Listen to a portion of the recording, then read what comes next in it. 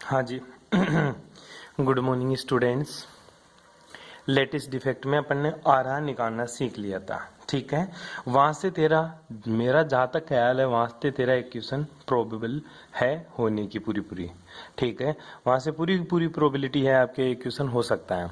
अगर वहां से क्वेश्चन नहीं बनता आपका क्यों, तो फिर छोटा सा एक क्वेश्चन पूछ लेता कभी कभार कि रेडियस रेशियो की लिमिटेशन लिखिएगा, ठीक है। तो हिंदी मीडियम के बच्चे ध्यान से सुनिएगा एक बार। रेडियस रेशियो की जो लिमिटेशन है बेटा जी, थोड़ा सा चैप्टर अपना थ्योरेटिकल है, ठीक है। मैं इसको आपको एक्सप्लेन वैसे भी कर रहा हूँ और थोड़ा थ्योरी है, तो इसको थ्योरी बेसिस पे मैं आपको समझा रहा हूँ बाय नोट्स, ठीक है। तो आपको जैसा है वैसा उतारना है, ठीक है। रेडियस रेशियो की सहायता से मैं जैसे बोल रहा हूं, प्लीज ध्यान से गौर से सुनिएगा। और जहां पे प्रॉब्लम है, इंग्लिश मीडियम वाले हिंदी मीडियम वाले दोनों बच्चे ध्यान से सुनिएगा।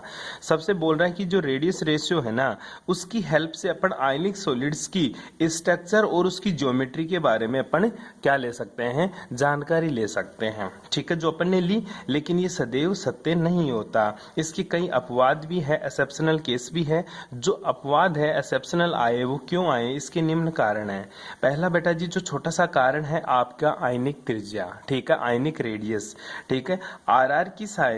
आर का सही मान ज्ञात करने के लिए आर प्लस व आर माइनस का सही मान ज्ञात होना चाहिए, ठीक है। लेकिन आर प्लस और आर माइनस का सही मान ज्ञात नहीं किया जा सकता, क्योंकि धनायन हो या ऋणायन हो, सब में इलेक्ट्रॉन क्या होते हैं, समान होते हैं।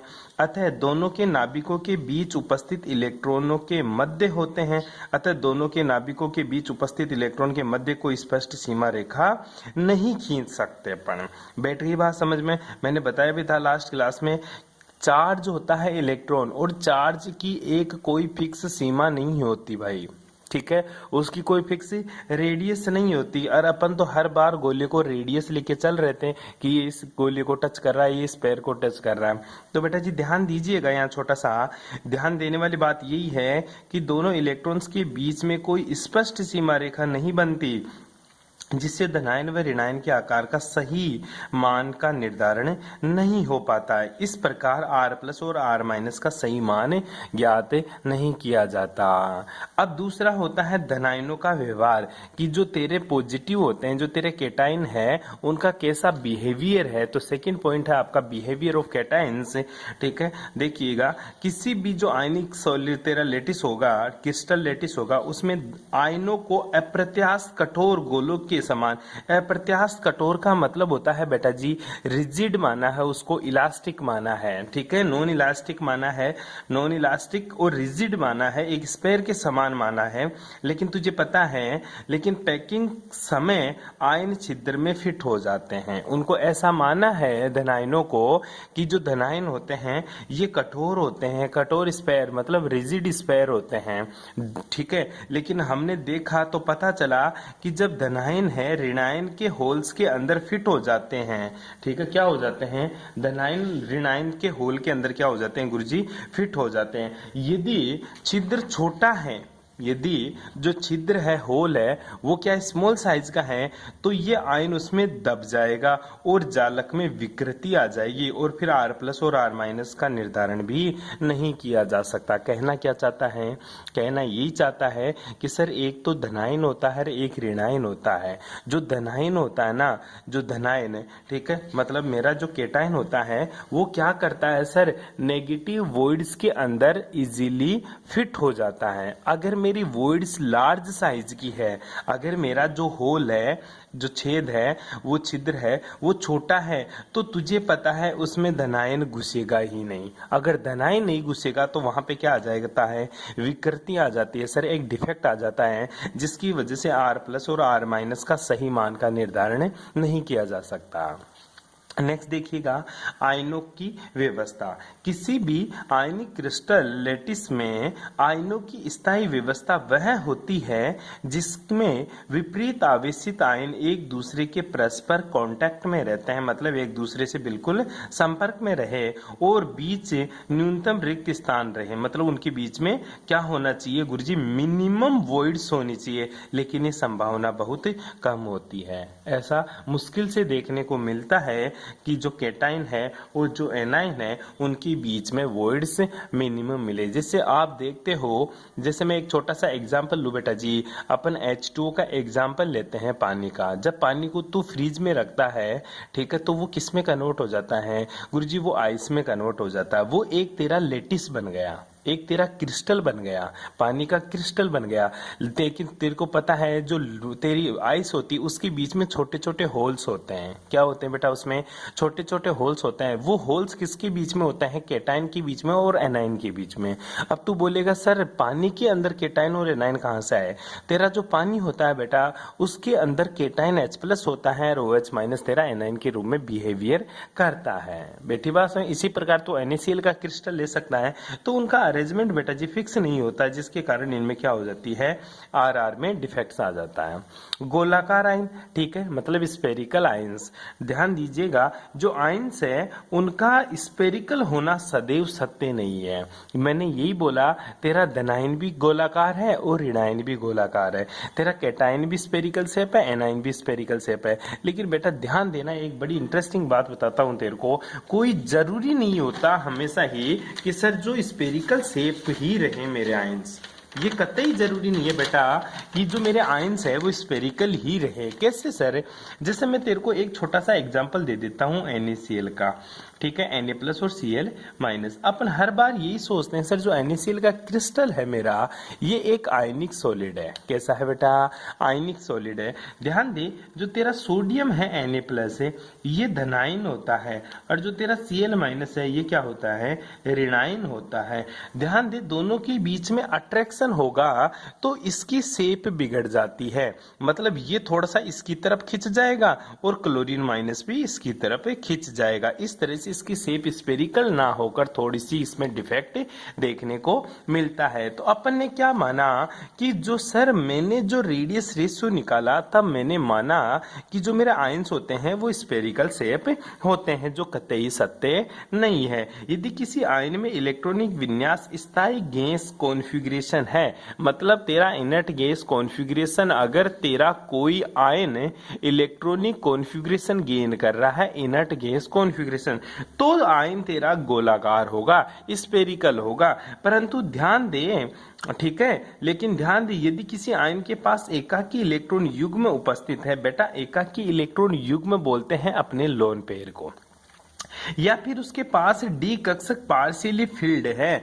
आंशिक रूप से भरा है, मतलब पार्शियली फिल्ड है, तो वह आयन तेरा गोलाकार नहीं होगा, स्पेरिकल शेप नहीं होगा। ये बात आप लोगों को ध्यान में रखनी है। उसके बाद में आता है बेटा जी बंध की प्रकृति, nature of bond. Please English medium के स्टूडेंट जैसा मैं बोल रहा हूँ उसको वैसा ही टॉपिक लिखे और उसको अपनी लैंग्वेज में इसको कन्वर्ट करके लिखने की कोशिश करें, ठीक है जी।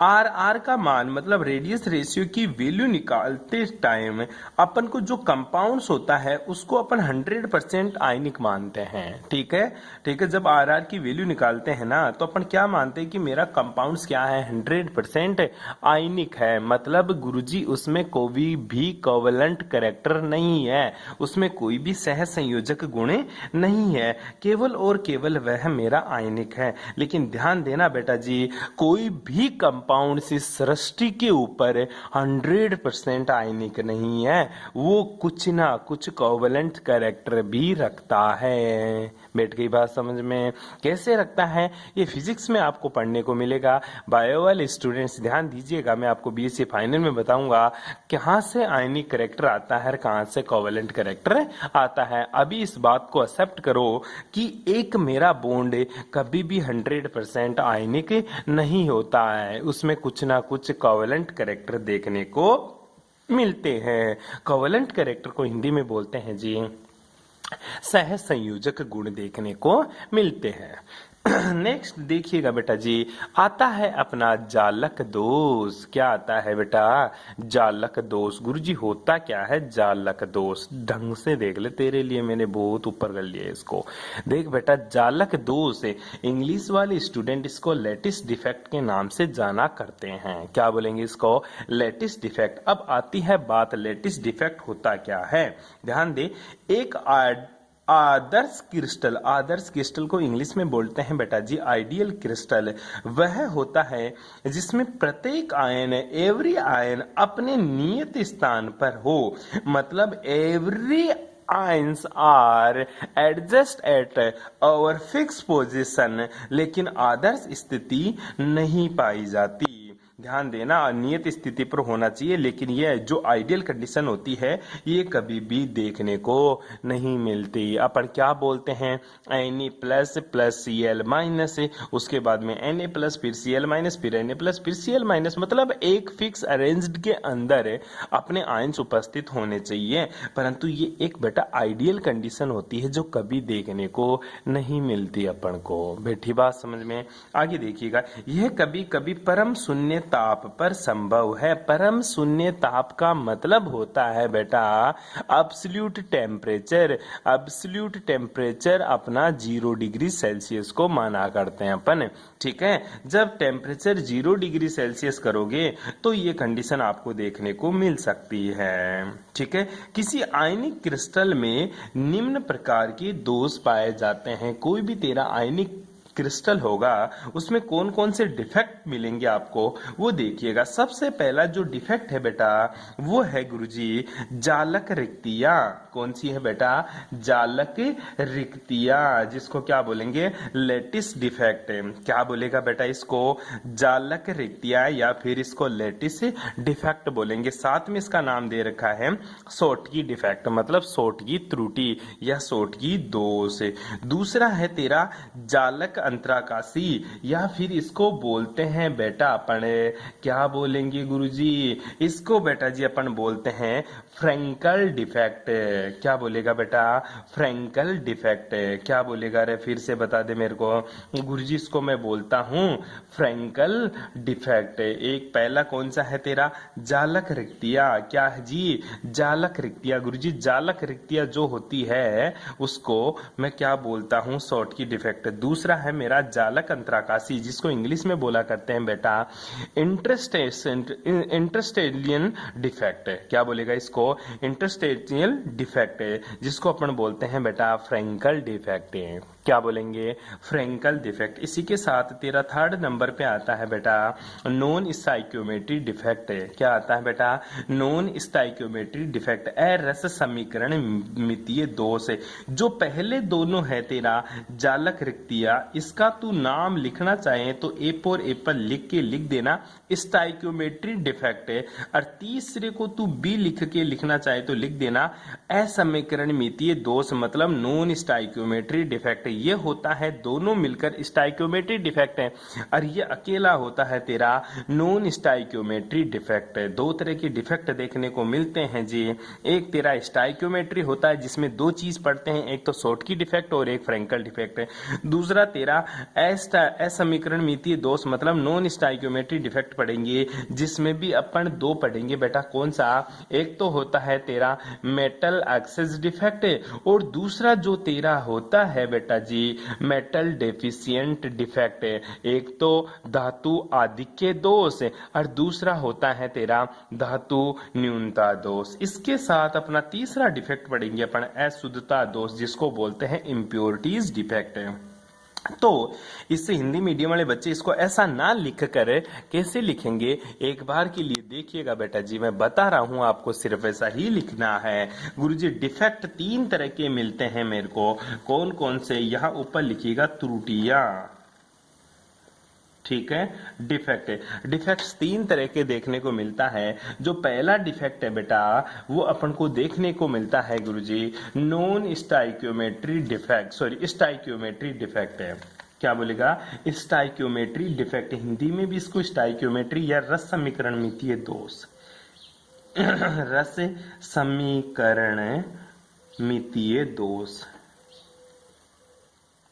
ठीक है भाई। रस समीकरण मितीय दोष।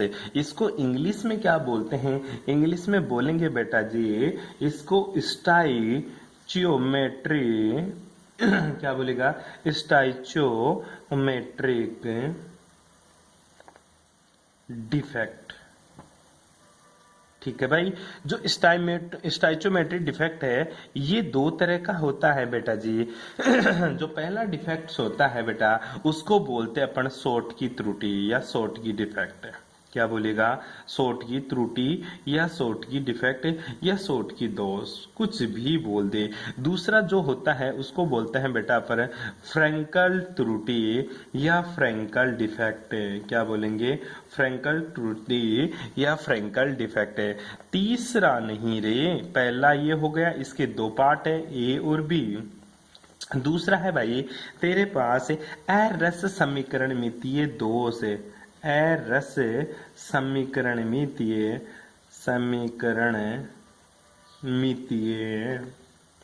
ठीक है, एरर समीकरण मितीय दोष। इसको इंग्लिश में क्या बोलते हैं बेटा? इसको बोलते हैं नॉन स्टाइचो, क्या बोलेगा रे? Non stoichiometric defect. क्या बोलेगा? Non stoichiometric defect. ये बेटा जी अपने पास दो होते हैं। पहला होता है मेटल एक्सिस डिफेक्ट। क्या रे? Metal excess defect. क्या है तेरा? Metal access defect. हिंदी में क्या बोलेंगे गुरुजन? हिंदी में बोलेंगे बेटा इसको धातु आधिक्य दोष। क्या बोलेगा तू? धातु आधिक्य दोष। क्या बोलेगा इसको? धातु आधिक्य दोष। जो तेरा धातु आधिक्य दोष है मतलब गुरुजी धातु को क्या करना है? ज्यादा करना है। मेटल एक्सिस डिफेक्ट है, ये भी दो तरह का देखने को मिलेगा तेरे को। पहला जो देखने को मिलेगा वो मिलेगा कैसे? Metal excess defect due to anion vacancy. Anion त्रुटियों के कारण, एनाइन त्रुटियों के कारण, ठीक है, एनाइन वैकेंसी। क्या बोलेगा इसको? A9 vacancy. एनाइन वैकेंसी का मतलब होता है बेटा ऋणायन रिक्तियां। क्या बोलेगा इसको? ऋणायन रिक्तियों के कारण। किसके कारण?